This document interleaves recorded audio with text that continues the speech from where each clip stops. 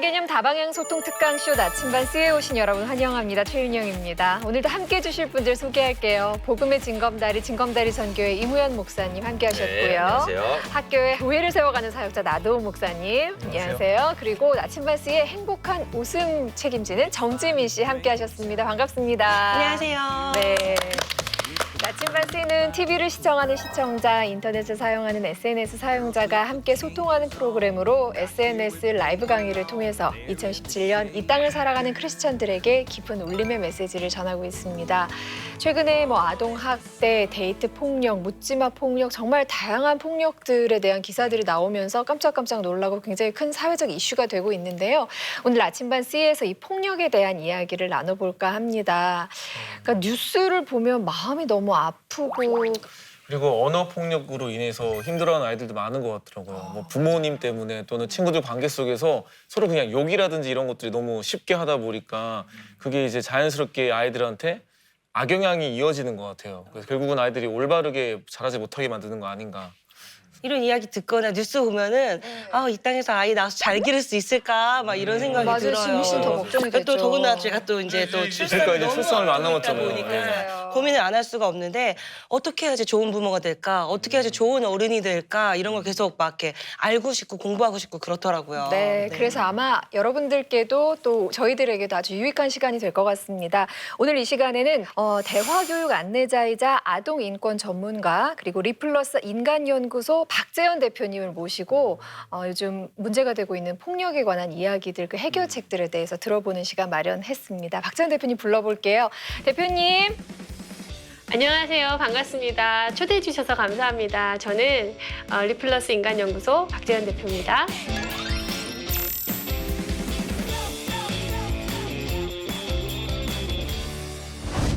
박재현 대표님이 어떤 일을 하시는 분일까 또 궁금해하시는 분들도 혹시 계실지 모르니까 소개를 좀 부탁드릴게요.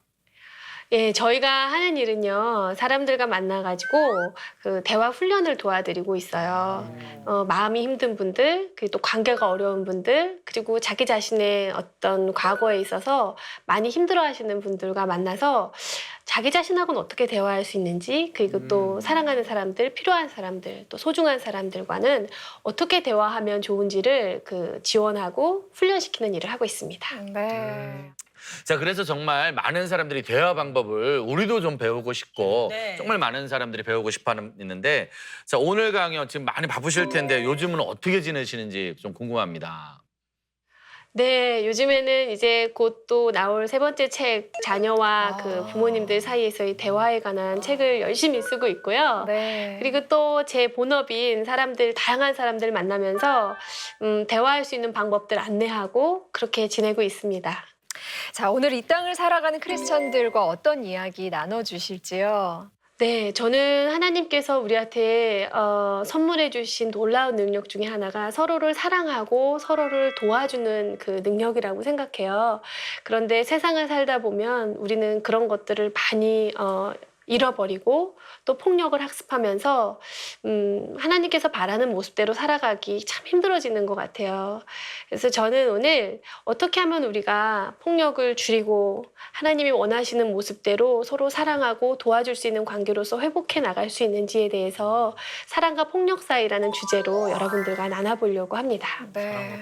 아니, 저 박재현 대표님 처음 뵀을 때 연예인인 줄 알았어요. 너무 아름다우셔서. 광채가 막 그렇잖아요. 얼굴에. 네. 근데 이렇게 아름다우신 분의 미모에 한번 놀라고 그다음에 강의 내용에 다시 한번 놀라게 됩니다. 진짜 기업들에서 막 서로 모셔가려고 하는 너무나도 유명한 강사님이시거든요.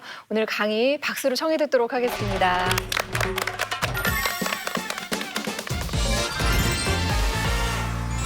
오늘 주제가 사랑과 폭력 사이에서 이 폭력을 조금 나눠보고 싶은데 여러분들은 폭력이라고 하면 누가 떠오르고 또 폭력이라고 하면 어떤 것들이 떠오르고 정의는 어떤 것들이 좀 떠오르는지 모르겠어요. 사실 사전적인 의미는 폭력에 대한 사전적인 의미는 우리가 무슨 신체적으로 누구를 상해를 가한다든지 아니면 말로써 누군가한테 정신적으로 좀 또 고통을 준다든지 아니면 또 성적으로 고통을 야기하는 이런 모든 물리적이고 신체적인 어떤 폭력들 그런 것들을 얘기하잖아요. 그런데 저는 이 기준이 굉장히 애매하다는 생각들이 언제부턴가 좀 들더라고요. 하나는 이 언어거든요. 언어. 근데 저는 사람들한테 가급적이면 서로를 비난하거나 평가하거나 비교하거나 이렇게 비약하지 않으면서 우리가 원하는 걸 어떻게 말을 해볼 것인가, 그것을 말하기에 있어서 핵심이라고 생각하고 그것을 나누고 있어요. 그런데 가끔 가다가는 예를 들면 이제 공사 현장에서 어느 상사가 자기 팀원들이 모자를 잘 쓰지 않고 나가는 게 너무 못마땅한 거예요. 걱정도 되고. 근데 우리가 나누는 방식의 대화로라면 나는 여러분이 안전했으면 좋겠으니까 모자를 씁시다. 이렇게 얘기를 해야 되는 거잖아요. 그런데 어떤 상사는 자기 팀원한테 야! 네 대굴박 2개가 이렇게 얘기를 하는데 그냥 바로 모자를 쓰고 나가면서 웃고 나가는 거예요. 그래서 야, 그러면 이 언어라는 것이 다소 거칠더라도 저 사람이 웃으면서 기분 좋게 알겠습니다, 환하게 웃으면서 나갈 수 있다면 저것을 폭력이라고 할 수 있을까? 그런 생각이 좀 들었어요. 그렇죠. 그거는 폭력이 아니라 진짜 아끼는 말이니까. 근데 엄마랑 아이들 사이에서도 이렇게 보면 어떤 엄마는 굉장히 조곤조곤 목소리도 작게 얼굴을 마주보고 얘기를 하지만 또 어떤 엄마들은 발로 이렇게 엉덩이도 툭 차면서 빨리 가, 빨리 가, 야 일로 와, 엄마랑 뽀뽀 안 했잖아, 뽀뽀해, 뭐 이렇게 얘기를 해도 아이가 굉장히 씩씩하고 또 밝거든요. 맞아요. 그럼 이것은 우리가 폭력으로 볼 수 있을까? 아, 진짜 그래서 기준이 언어만으로 애매모호하네요. 딱 기준이 확실할 수 있을까? 이것은 폭력이다. 그렇지 않을 수 있다라는 생각이 되게 많이 들었어요. 그 폭력의 기준이 우리가 객관화할 수 있느냐? 저는 거기에 대해서 우리가 어떻게 생각하는지 좀 궁금해요. 여러분들은 또 어떻게 생각하는지도 궁금하고. 저한테 폭력이라는 것은 원치 않는 어떤 행동들이 나한테 가해졌을 때 내가 그게 싫은데도 때로는 싫다라고 말하지 못하는 것들, 그리고 싫다라고 말했는데도 그 상대가 계속적으로 지속적으로 그 행동을 하는 모든 것들은 폭력이 아닐까라고 저는 생각을 하거든요. 우리 가족 전체 카톡방에 이거 올려야겠는데, 밴드에. 우리 친인척들이 다 봐야 되네, 이거. 맞아요. 진짜요. 저는 오늘 어디에 대해서 좀 더 얘기하고 싶냐면 부모와 자녀 간의 폭력에 대해서 좀 얘기하고 싶어요.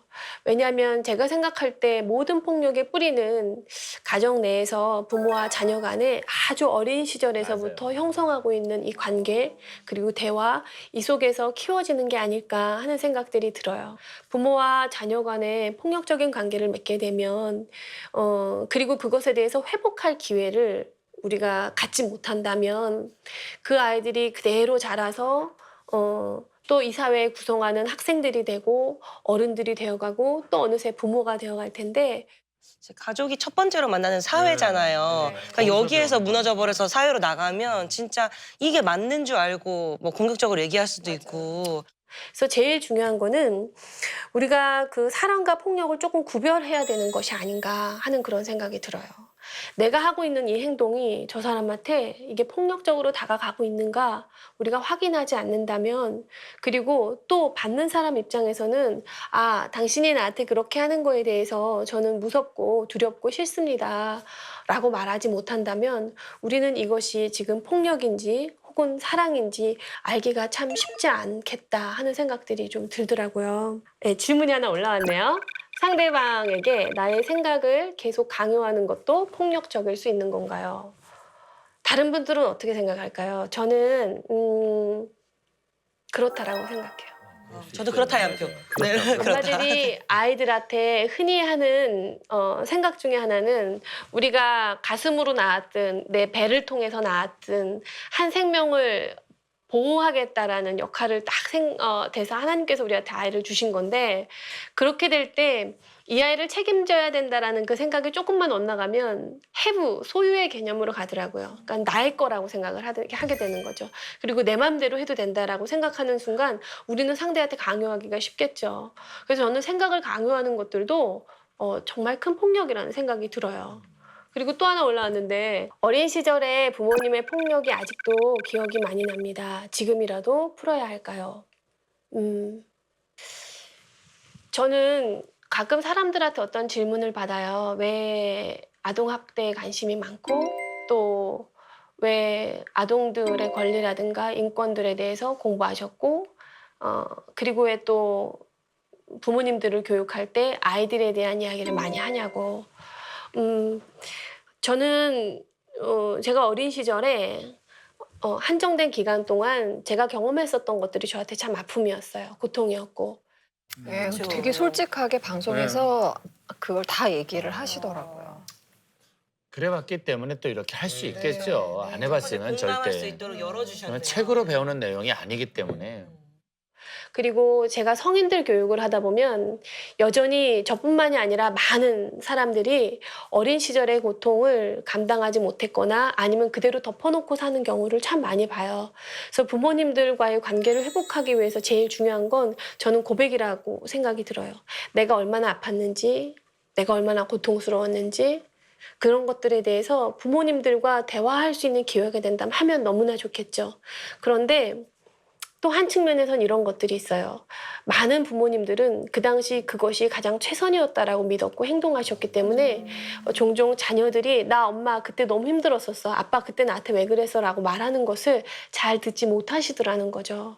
그래서 저는 우리가 조금 분별했으면 좋겠어요. 우리가 지금 성인이라면 내가 어린 시절에 이런 것들이 너무 고통스럽고 힘들었는데 지금 반드시 부모님한테 가서 얘기하시고 풀어라라고 말하고 싶지는 않고요. 우리 부모님이 그런 정도의 지금 정서적인 상태가 아니라고 한다면 우리는 기도도 있고요. 저는 기도가 정말 도움이 됐습니다. 아니면 정말 믿을 만한 곳에 가서 상담도 좋아요. 그런 과정을 통해서 내가 정말 힘들었다. 내가 그때 너무 괴로웠다. 이런 얘기들을 할 수 있었으면 좋겠습니다. 그런 얘기를 하게 되면 우리한테 자연히 떠오르는 감정은 아마 슬픔일 거예요. 슬픔을 애도하는 것들도 우리 가정에서 정말 중요하죠. 부모님과 꼭 말을 해야 됩니다. 아니 말을 하시면 안 됩니다라고 말할 수는 없지만 그건 우리 스스로가 더 잘 알 거라고 생각해요. 그러나 반드시 누구한테라도 하나님한테라도 가장 믿을 만한 상담사한테라도 한 번쯤은 내 고통을 털어가는 것이 저는 참 좋다고 봐요.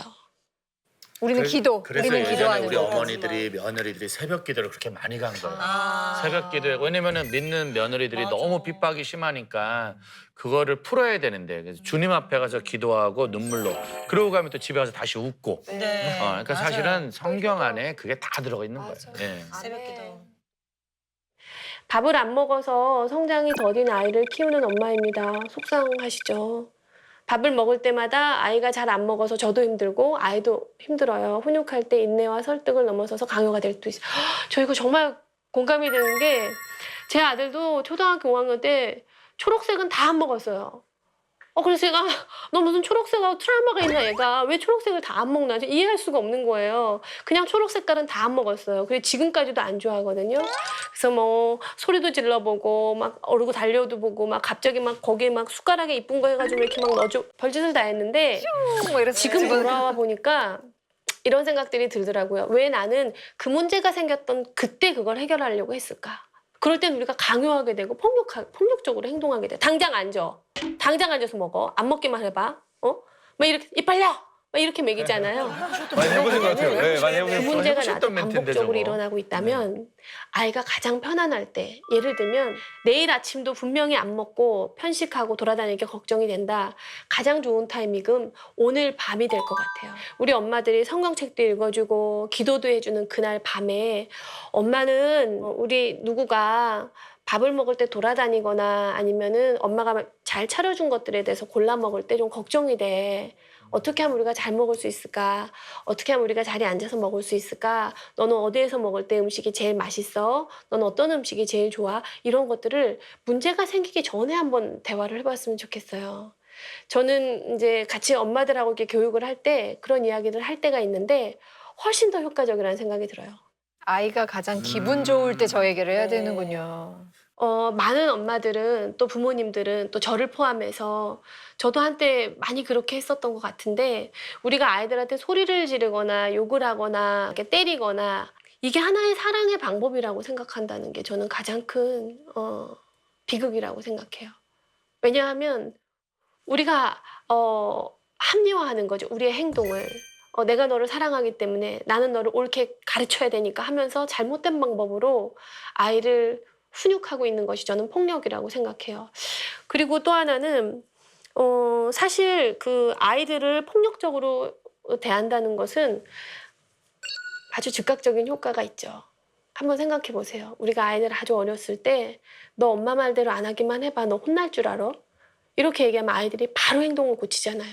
아이들한테 두려움을 활용하면 그것은 가장 효과적이고 가장 빠르죠.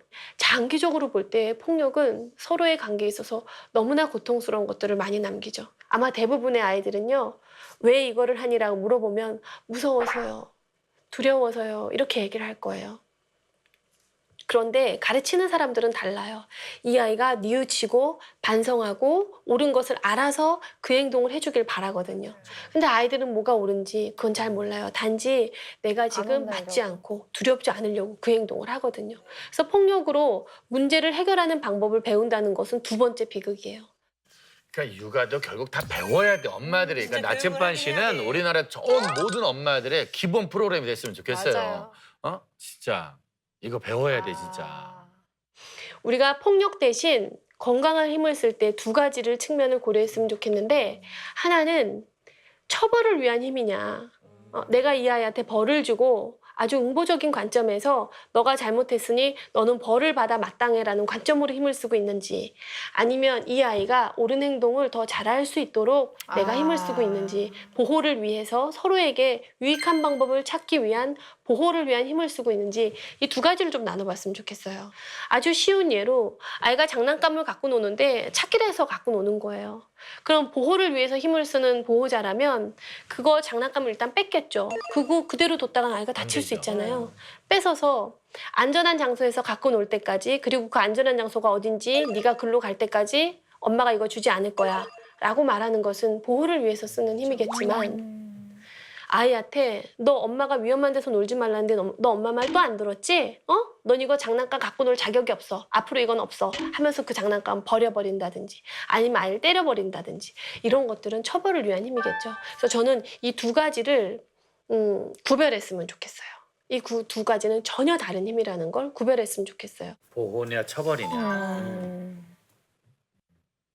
사람들이 제가 폭력에 대해서 얘기를 하면 폭력은 대물림 된다 이런 얘기 많이 해요. 그리고 참 솔직히 제가 굉장히 불편한 기사가 뭐 나도 아동학대 피해자였다. 맞아. 뭐 합리화시키잖아요. 뭐 이런 얘기 되게 맞아요. 많이 나오거든요. 합리화, 마치 그리고 그래서 이 정당화. 사람이 폭력을 행하는 것이 굉장히 자연스럽고 마땅한 것처럼 나오는데요. 저는 굉장히 그 부분에 대해서 우리가 좀 다시 생각해 봤으면 좋겠어요. 우리가 폭력이 대물림 되는 걸까?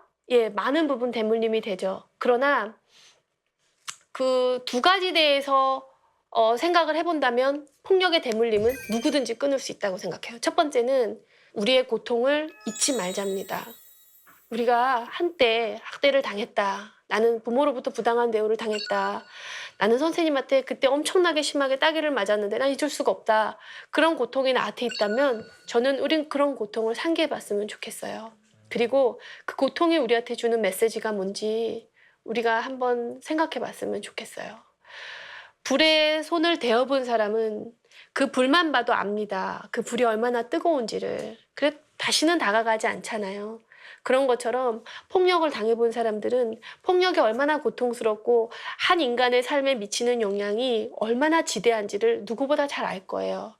그래서 저는 그 고통을 잊지 않았으면 좋겠어요. 그리고 두 번째는 그 고통이 올라올 때마다 나한테 좌절됐었던 슬픔을 느껴봤으면 좋겠고요. 그 슬픔이 알려주는 좌절됐던 우리의 욕구들은 무엇이었는지 한번 생각해봤으면 좋겠어요. 대부분 많은 분들이 나 어릴 때 너무 힘들었어요 하면서 눈물을 터뜨릴 때 그분들한테 그 당시 중요했었던 것들은 사랑이었겠죠. 그리고 적절한 보살핌이었을 거고요. 돌봄이었을 거예요. 그리고 수용이었을 겁니다. 그런 것들이 그 어린 시절에 좌절된 거죠. 그것을 우리가 기억할 수 있으면 다르게 행동할 수 있다는 거죠. 우리한테 중요했었던 사랑, 돌봄, 보살핌 이런 것들을 내가 나한테 해주는 겁니다. 오늘 나는 어떤 방식으로 사랑받길 원하는가 그거를 내가 한번 해주는 거예요. 거울을 보면서 야 오늘 박재현 수고했다 이렇게 말 한마디 해주는 거. 야 그동안 애썼다 이렇게 얘기해 주는 거. 그리고 사랑하는 사람한테도 부탁해 보세요. 엄마를 보면 한번 안아줘. 아이한테도 부탁할 수 있잖아요. 그리고 또 하나는 나한테 좌절됐었던 그런 욕구들을 우리가 사랑하는 사람한테 채워주는 겁니다. 저는 그게 굉장히 큰 치유의 힘이 있다라는 생각이 들어요. 이것만 기억했으면 좋겠어요. 우리가 자녀를 폭력적으로 대하지 않고 사랑으로 대할 수 있는 가장 큰 훈련은 connect before correct입니다. 공감해주고 가르치자. 그냥 가르치기부터 하는 게 아니라 우선 그 아이를 공감해주고 한 번만 공감해주세요. 아, 너가 이런 마음이었겠구나. 너가 이래서 그랬구나. 그런데 엄마 생각은 이거야. 라고 그때 가르쳐주자는 거죠. 그래, 공감부터 하고 가르쳐줘라. 지금 뭐 수업 들으시는데요? 필기 오늘 뭐 복사해서 좀 한 장 주세요. 우린 그렇게 살았어요. 우리 너무 와닿는 것 같아요. 맞아, 그죠. 공감해주고 가르쳐줘라. 저는 부모님께 제 어린 시절에 대해서 사과받고 싶은 마음이 있어요. 하지만 부모님은 폭력에 대해서 인정하지 않으십니다. 이런 부모님과 대화할 수 있는 방법이 있을까요? 저도 어릴 때 저희 아버지한테 좀 많이 맞았어요. 그런데 지금은 굉장히 많이 회복됐다라고 말할 수가 있어요. 근데 그 회복의 힘이 어딘가를 이렇게 보면 제가 성숙해서라기보다도 제가 공감 훈련을 많이 해서라기보다도 우리 아버지가 진심으로 제 앞에서 사과하시고 그리고 우리 아버지가 얼마나 내가 딸을 사랑했었는지 표현해 주시기 때문이거든요. 그래서 저는 부모님들이 아이들을 학대했거나 때린 기억이 있다면 꼭 사과하시기를 바라요. 그런데 이건 지금 반대잖아요. 내가 부모님한테 너무 사과받고 싶어요. 그런데 부모님은 인정하지 않아요. 왜 그럴까요? 여러분, 우리는 누군가한테 화내거나 비난을 하거나 이렇게 퍼붓고 나면 다 후회하죠. 특히 자녀들한테 우리가 막 폭력적으로 행동하면 후회하잖아요. 그런데 이 후회한 거에 대하면 따라오는 감정이 죄책감이거든요. 근데 이 죄책감을 느끼고 싶어하는 사람이 한 명도 없습니다. 그러다 보니까 이 죄책감을 느끼기 싫어서 자꾸 변명을 하게 돼요. 우리도 그렇죠. 부모님도 그러신 거예요. 그래서 저는 일단은 표현해봤으면 좋겠어요. 엄마, 아빠, 내가 이런 것들이 되게 힘들었어요. 그래서 부모님께서 이런 걸 인정해 주시고 사과해 주셨으면 좋겠어요. 라고는 한번 해보셨으면 좋겠어요. 거기까지가 우리가 할 수 있는, 우리의 고통을 변화시킬 수 있는 최대한의 방법인 것 같아요. 그러면 거기에 대해서 그래, 내가 정말 미안했다. 아니면 나 그때는 누구나 다 그렇게 했어. 이렇게 말하는 것은 부모님의 몫으로 두셨으면 좋겠습니다. 그건 우리가 어떻게 할 수가 없겠죠. 그래서 그 마음이 미워질 때 그 생각을 한 번만 해봐 주세요. 왜 사람들은 죄책감을 피하고 싶은가? 나도 그렇고 부모님도 그런 거죠. 그것을 꼭 얘기하고 싶어요. 오늘 한번 생각해 봤으면 좋겠어요. 나는 지금 사랑하는 방법을 훈련하고 있는지 아니면 관습적이고 습관적인 폭력적인 방식을 오늘도 훈련하고 있는지 그 두 가지를 우리가 한번 생각해 봤으면 좋겠습니다. 저랑 같이 해주신 모든 여러분 감사합니다. 네, 안녕히 계세요.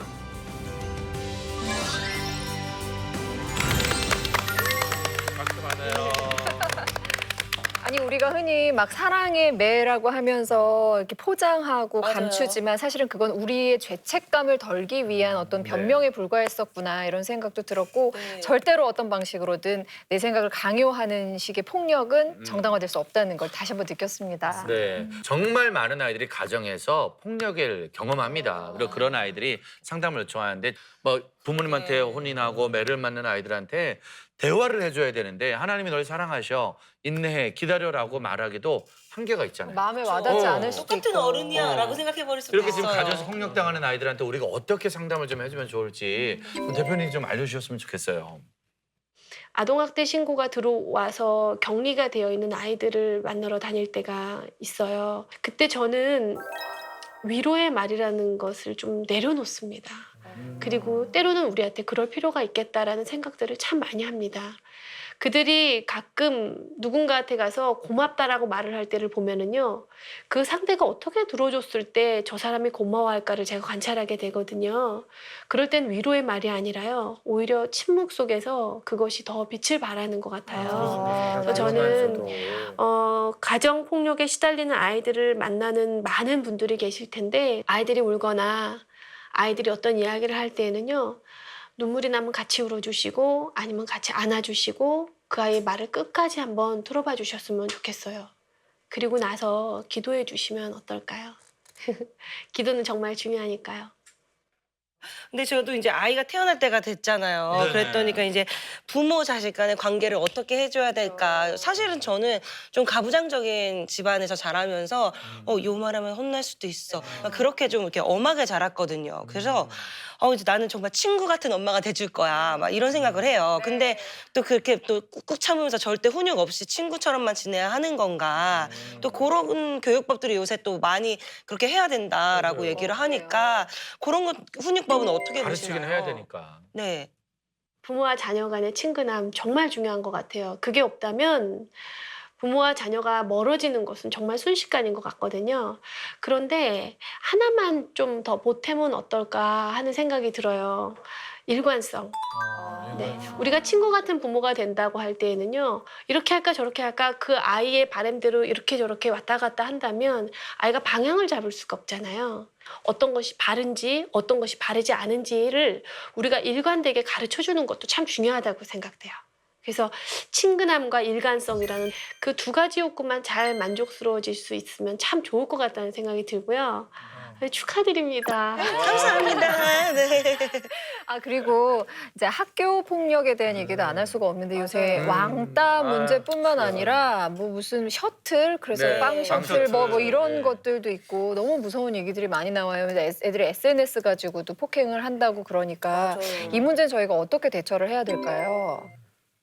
종종 아이들 사이에서 폭력을 막 행사하는 아이들은요, 지금 현재 자기네들이 얼마나 잘못된 행동을 하고 있는지 잘 인지하지 못하는 전혀 상태죠. 무지의 상태예요. 그러나 두려움은 있는 상태죠. 그래서 이렇게 얘기합니다.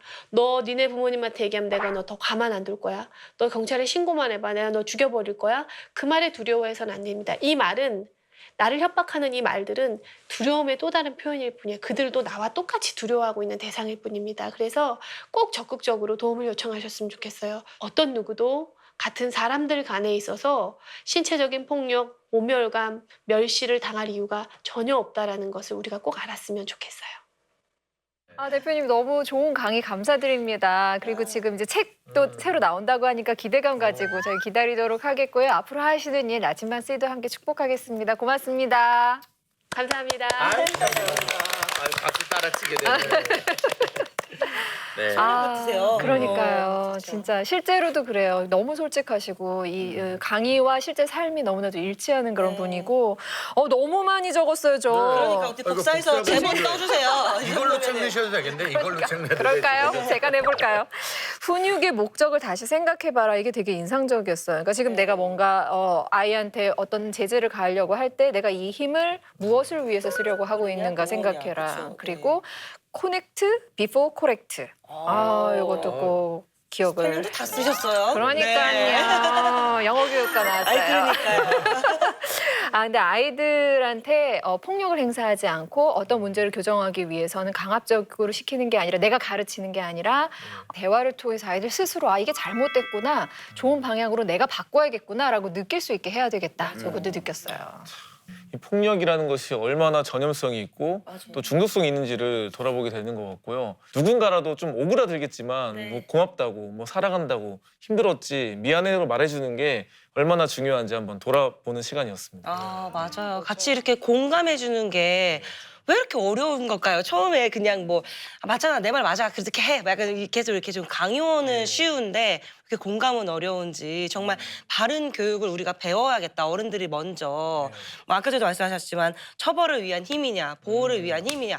그냥 난 일단 힘이 세니까 아주 어떻게든 내 힘으로 다룰 수 있는 어린이잖아요. 그 힘을 정말 말씀하셨듯이 사랑으로 이렇게 사랑의 힘이 얼마나 더 큰지 이것도 보여주는 사회가 됐으면 좋겠습니다. 네. 이 폭력의 문제는 나도 당했으니 너도 당해라가 아니라 누군가가 이 문제를 알았기 때문에 고쳐주고 바꿔주고 가정 안에서 직장 안에서 교회 안에서 모든 문화를 바꿔주는 어른이 있어야 된다. 그래서 오늘의 맥을 맥을 끊어라. 집안의 문화에 있는 폭력의 맥을 끊어라.